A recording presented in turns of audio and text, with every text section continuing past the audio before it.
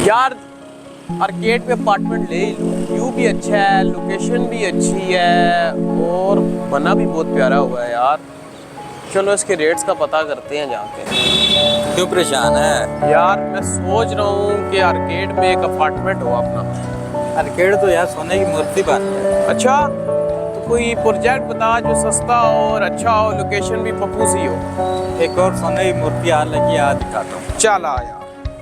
वो तो तुझे पता ही है कि मैं कितना कंजूस हूँ।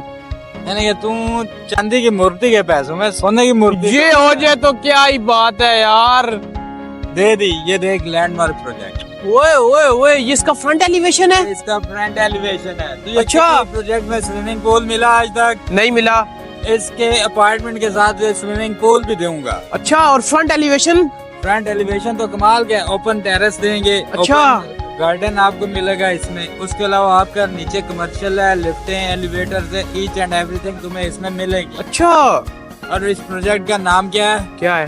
दी लैंडमार्क। अच्छा, और ये मैंने सुना इसकी लोकेशन बहुत प्राइम होगी। सर इस प्रोजेक्ट में 3 बातें हैं, लोकेशन, एलिवेशन, लोकेशन। अच्छा, फिर लोकेशन 2 बार आ रही है? 2 बार लोकेशन आ रही है। अच्छा। अपार्टमेंट और फ्लैट लेने किधर आना है? और भी ग्रुप आना है। ईद से पहले बुकिंग के लिए नीचे दिए गए नंबर पर राब्ता करें और पाएं डिस्काउंट।